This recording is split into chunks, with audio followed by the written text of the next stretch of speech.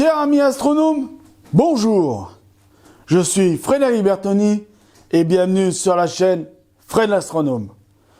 Cette vidéo va être uniquement pour répondre à un commentaire de un abonné de la chaîne Fred l'astronome. Alors ce commentaire, ça fait un petit moment qu'il est là, qui me trotte dans la tête. Alors je vous rassure tout de suite, c'est un commentaire très sympa, très super. C'est donc Alors, dans la vidéo précédente, j'avais parlé de Xolite qui m'avait donné une idée de vidéo. Là, je dois dire merci à ce jeune homme qui a un pseudonyme très facile à dire, parce que son pseudonyme c'est Jean-Paul. Alors j'espère que c'est pas Jean-Paul II qui nous regarde de là-haut. Non, je plaisante. Alors Jean-Paul me dit « Bonjour Fred, quel plaisir tes vidéos. Je viens de découvrir ta chaîne et je te félicite pour tout le contenu que tu as déjà mis en ligne. C'est du beau travail. Dis-moi, est-ce que tu consacres beaucoup de temps à la confection de tes vidéos ?» Ouais. Par exemple, pour une vidéo qui fait entre 15 et 20 minutes, il faut compter 2 heures à 3 heures de tournage. Mais avant ces 2-3 heures de tournage, je dis souvent que c'est des vidéos improvisées, mais en fait, pas vraiment. Il faut quand même savoir de quoi on va parler. Donc, il faut quand même écrire un peu dans sa tête de quoi on va parler, et puis le mettre sur papier. Donc, pour un tournage de 2 à 3 heures, pour à peu près 15-20 minutes de vidéo, il faut, mis sur YouTube, sur la chaîne Fred l'astronome, il faut quand même compter une journée de travail d'écriture, de réfléchir et écrire et comment on va le dire, et d'apprendre certaines choses, parce que on est obligé de faire du par cœur. Parce que voilà, passé un moment, je travaillais avec un prompteur et puis on m'a dit « Arrête le prompteur, ça fait trop robot ». On n'aime pas ça. Bon, ok, mais le prompteur, on est obligé de l'utiliser des fois. Quand on veut se professionnaliser dans un métier comme l'audiovisuel, parce que sur YouTube, malgré tout, c'est quand même un métier de l'audiovisuel. Et dans l'audiovisuel, vous voyez, l'audiovisuel, il faut quand même utiliser certains outils qui sont mis à notre disposition. Donc le prompteur, pour le moment, je le laisse tomber, mais je ne l'abandonnerai pas. Je vais continuer à travailler avec le prompteur, parce que c'est vraiment une aide très utile, je vous promets. Si vous pouvez en avoir un jour, essayez pour ceux qui font pour mes abonnés qui ont des chaînes YouTube et qui mettent des vidéos sur leur chaîne YouTube, essayez un jour de travailler au prompteur, vous verrez. Je vous jure que c'est une aide vraiment. Donc ouais, alors disons que pour une vidéo de 15-20 minutes, il faut compter 3 jours de boulot entier. C'est-à-dire de l'écriture, de penser à la vidéo, de penser à ce qu'on va mettre sur la vidéo, et de tourner la vidéo, de regarder ce qu'on garde, ce qu'on ne garde pas, et de mettre tout ça bout à bout, montage, machin, patati patala, et après de mettre les titres, tout ça, si on doit mettre des photos pour illustrer, des illustrations, tout ça, titrer les illustrations, tout ça, ça prend énormément de temps, c'est énormément de boulot. Parce que on fait un premier jet de montage, comme on dit, et des fois on regarde la vidéo et on se dit ouais non c'est pas vraiment ça, j'enlève ça, je remets ça, je rajoute ça. En fait on n'est jamais je sais pas si il y en a beaucoup sur YouTube qui travaillent leur montage, mais moi qui travaille mon montage, qui travaille tous mes montages, je suis un monteur. Moi. Au départ j'ai été formé pour être monteur. J'ai été formé à l'école Louis Lumière à Lyon, qui forme des monteurs pour le cinéma. Et donc j'ai une formation, mais je n'ai pas de diplôme parce que j'ai pas été jusqu'à la fin de la formation, mais j'ai quand même 3 ans de formation de montage. Donc sur Adobe Premiere. Parce que comme je disais, avant je travaillais sur Adobe Premiere. Bon. Et voilà, et on n'est jamais satisfait vraiment de ce qu'on fait ou de ce qu'on fait pas sur les vidéos. Donc voilà, donc pour te dire, pour le travail, ouais, c'est énormément de travail pour une vidéo. C'est énormément de travail. Il faut compter, ouais, 3 jours, bien 3 jours. Alors je dis pas que c'est 3 jours non-stop.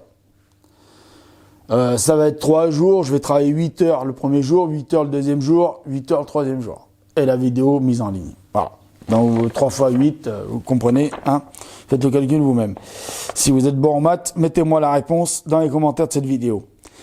Alors, arrives-tu à conjuguer, donc il continue, arrives-tu à conjuguer ta passion avec une vie professionnelle? Alors, je vais vous dire,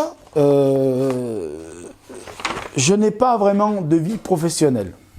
Ah, merci la chaudière qui se remet en route. Je n'ai pas vraiment de vie professionnelle. J'aimerais que cette chaîne YouTube vidéo de Fred l'astronome, ça devienne ma vie professionnelle. Bon, alors, je sais bien que c'est un doux rêve, je rêve debout, hein, voilà, donc je rêve complètement debout. Mais c'est vrai que j'aimerais bien que ça devienne ma vie professionnelle, cette vidéo. J'aimerais bien vivre de ma passion. Pour le moment, je n'en vis pas. Je ne vis pas vraiment de ça. Alors, vous allez me dire de quoi je vis. Alors, comme j'ai... j'ai pas trop envie de rentrer dans le détail, mais tant pis, je vais le faire. Ça me gêne un peu, je sais pas si vous le voyez à la caméra. Mais en fait, j'ai un problème cardiaque. Faut dire que moi, au départ, j'avais laissé tomber toutes les études, tout ça, tout le machin. Ça me plaisait pas l'école. J'étais un cancre, j'étais nul. Il y a que l'astronomie qui m'intéresse, moi, depuis tout petit. Voilà, il y a que ça qui m'a intéressé. Ça, voilà, terminé. Je lisais que les bouquins d'astronomie. J'allais même en cours, des fois, j'avais un bouquin d'astronomie dans les mains. Et la prof de français ou le prof de maths ou ci ou là essayait de me l'enlever. Moi, je tapais une crise de nerfs, je me barrais, j'allais à la bibliothèque, j'allais prendre un autre livre d'astronomie. Voilà. J'ai fait que ça dans ma vie, moi. L'école, je n'ai ni BEP, ni bac, ni BEPC, j'ai rien, quoi. J'ai le brevet des collèges, je sais même pas ce que c'est. J'ai rien de tout ça. Donc, le problème, c'est qu'à un moment donné, il faut quand même avoir un boulot pour vivre. Et le problème, c'est que, bon, comme je savais pas trop faire grand-chose, j'ai commencé à faire un peu du bâtiment, j'ai commencé à faire un peu de la métallurgie, j'ai fait plein de boulot, j'ai fait manard, quoi. En grosso modo, j'ai fait un peu manard dans tous les métiers. Et puis un jour, on m'a dit, il faut que tu fasses ton service militaire, parce que tu as ton service militaire qui arrive et qu'il faut faire. Je suis en train de regarder un truc, je remets que j'ai encore du temps. Voilà. Non, parce que la vidéo s'arrête au bout de 20 minutes, il paraît. Donc voilà, voilà. Tant pis, ça vous l'aurez sur la vidéo, je ne vais pas couper au montage. Et donc, le problème, c'est que je suis entré à l'armée et j'ai commencé à faire une carrière militaire. Je sais, il y en a qui ne sont pas pour, mais bon, militaire, c'est pas toujours ce qu'on croit, c'est pas la guerre. C'est pas la guerre. Moi, c'est vrai que je faisais beaucoup de ce qu'on appelle du maintien d'ordre dans des pays étrangers. Je dirais le nom parce que j'ai pas le droit de le dire. Tout ça, c'est ultra confidentiel. Je n'ai rien le droit de dire parce que quand j'ai quitté l'armée pour problème de santé, j'ai dû signer plein de papiers confidentiels comme quoi je n'avais rien vu, rien entendu et je ne savais rien. Donc voilà. Donc je ne sais rien, je n'ai rien vu, je n'ai rien entendu. Comme ça rassure l'armée. Et disons que quand je suis tombé malade à l'armée, qu'on a découvert mon problème cardiaque, c'est avéré que ce problème cardiaque, c'est un problème génétique, que je l'avais depuis la naissance. Mais bon, comme je connais pas vraiment mes parents, les parents que j'ai là, c'est des parents adoptifs, je ne veux pas faire pleurer dans les chaumières, mais bon, c'est la vérité, je vous cacherai rien. Donc, c'est vrai qu'après, j'ai replongé dans la passion de l'astronomie. Mais le problème, c'est que l'astronomie, pour en vivre, il faut avoir des diplômes. Et comme j'en ai pas, peux pas vraiment prétendre être astronome professionnel. Parce que pour être astronome professionnel, il faut avoir un doctorat. Alors, en France, c'est comme ça, et dans d'autres pays, c'est comme ça aussi. Sauf que je m'intéresse tellement à l'astronomie, que je suis tellement passionné par ça, que j'ai quand même réussi à intégrer un groupe de travail en astronomie. Un groupe de travail sur ce qu'on appelle l'exoplanétologie. Donc, c'est des chercheurs qui ont besoin de gens comme nous, comme moi, astronome amateur au départ, et qui, à force de travailler avec eux et d'avoir des connaissances et d'avoir des acquis, on devient astronome expert. C'est le grand maximum qu'on peut être en France sans aucun diplôme. Vous ne pouvez pas de plus. Donc pour le moment, je suis un astronome expert. Mais je n'en vis pas parce que les financements de recherche en France, il n'y en a pas. Donc, je travaille bénévolement avec ces gens-là. Je m'en fous, ça me plaît vraiment. Donc j'ai décidé de créer cette chaîne pour partager ma passion avec vous, parce que je suis vraiment passionné par l'astronomie. Je vis astronomie, je pense astronomie, je suis tout le temps dans l'astronomie. Tout le temps, toute la journée, je suis dans l'astronomie. Depuis que j'ai quitté l'armée, je suis dans l'astronomie. Et donc, comme j'ai pas vraiment de diplôme, j'ai pas pu vraiment trouver de boulot ailleurs et à gauche et à droite, donc j'ai fait beaucoup de chômage, beaucoup de ci, beaucoup de ça. Et puis, au bout d'un moment, on m'a dit, mais dis donc, il faudrait quand même que tu fasses reconnaître ta maladie cardiaque. Donc, j'ai fait reconnaître ma maladie cardiaque. Et donc là, je suis reconnu entre 50 et 79% de la capacité physique. Mentale, tout va bien. Heureusement. Mais voilà. Donc, pour vous expliquer, ma passion, c'est astronomie. Je vous la partage sur YouTube avec la chaîne Fred l'Astronome. Parce que je pense que, pour moi, c'est normal de partager une telle passion. Et la science, ça doit se partager. Quand on arrive à mon niveau, à avoir un certain savoir, un certain bagage dans un domaine, on doit le partager. Voilà. Si vous avez, vous êtes des abonnés à ma chaîne, vous n'êtes pas forcément tous des abonnés amoureux de l'astronomie. Vous n'êtes pas obligés pour être sur ma chaîne. Je l'ai déjà dit. Vous pouvez très bien avoir une autre passion, le jeu vidéo, la voiture, je sais pas moi, un sport, un truc comme ça. Eh ben, si vous avez des acquis, si vous avez des savoirs sur ce domaine de compétences que vous avez, ben, partagez-les. C'est fait pour ça, YouTube. Pour moi, YouTube, c'est fait avant tout pour ça. Après, c'est vrai que si j'arrive à faire comme certaines chaînes de technologie, comme Jojol, par exemple. Jojol, je suis abonné à Jojol. Jojol qui parle de technologie, maintenant, il arrive à en vivre de sa chaîne. Et tant mieux, tant mieux, tant mieux. C'est super. Et si j'en arrivais là un jour, ben, je serais heureux. J'aurais conjugué à ce moment-là ma passion avec ma vie professionnelle. Parce qu'à ce moment-là, la chaîne YouTube Fred l'Astronome, ça deviendra ma profession. Je serai YouTuber. Pour le moment, je ne me considère pas vraiment comme YouTuber parce que je ne gagne pas ma vie avec.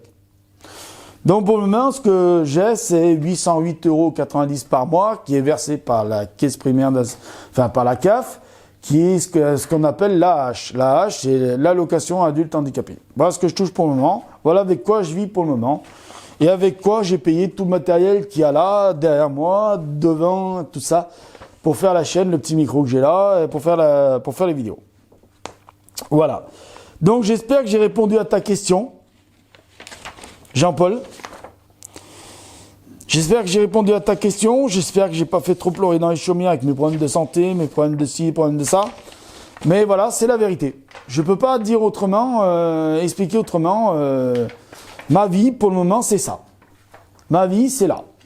Ma vie, elle est là. Pour le moment, je partage ma passion avec vous et comme j'ai du temps de libre, ben, je le fais avec plaisir. Voilà. Bon, je fais pas que ça pour la chaîne. Je m'occupe aussi de remplir encore les petits trous que j'ai dans le savoir de l'astronomie, parce que je sais pas tout. Je sais pas tout. Hein. D'ailleurs, vous pouvez prendre n'importe quel chercheur dans le monde, n'importe quel scientifique en astronomie, ils savent pas tout. Hein. Il y en a qui sont spécialisés en cosmologie, il y en a qui sont en planétologie, d'autres qui sont experts en exoplanétologie, en planétologie, d'autres qui sont experts en étoiles, d'autres qui sont experts en physique, d'autres qui sont experts en je sais pas quoi. Ils savent pas tout non plus. Hein. Albert Einstein ne savait pas tout non plus. Il savait beaucoup de choses, mais pas tout. Voilà.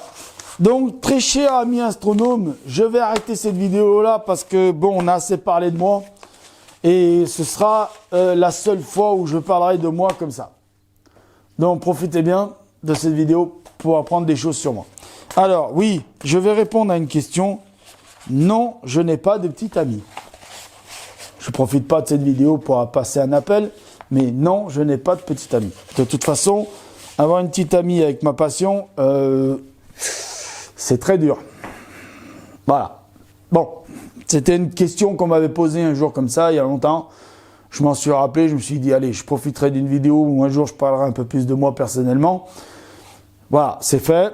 Je n'ai pas de petit ami. J'en ai eu, mais j'en ai pas. parce que voilà, on peut pas mélanger relation amoureuse et passion de l'astronomie. Ça marche pas. Ou alors, faudrait que je tombe sur une passionnée d'astronomie. Ça court pas les rues, mais c'est pas grave. Mais bon, tant pis. J'ai un jour peut-être espoir d'en rencontrer une. Quand je vais dans des rencontres d'astronomie dans le coin, dans la région, tout ça, bon, je rencontre des filles qui sont passionnées d'astronomie, il y en a. D'ailleurs, je tiens aussi à passer une petite annonce là maintenant dans la vidéo, là, pour vous dire que normalement, en janvier, j'ai prévu de faire une vidéo pour vous parler des femmes en astronomie. Parce qu'il y a des femmes en astronomie. Faut pas l'oublier. Il n'y a pas que des hommes. C'est pas une passion d'homme non plus. C'est une passion d'être humain. Voilà. Et c'est une passion qui se partage. Donc, partagez votre passion. Parlez-en avec vos potes. Faites de l'astronomie. Et voilà, quoi. Soyez astronaute, astronome. Soyez passionné par les étoiles. Et puis voilà. Et s'il y en a qui ont la chance d'être bons à l'école et de faire des bonnes études, eh ben, vous pouvez peut-être devenir un jour astronome. Et si vous devenez astronome et que vous êtes célèbre, eh ben, pensez à moi. Venez sur ma chaîne, Fred l'astronome. Hein? On pourra se parler à ce moment-là. Ok?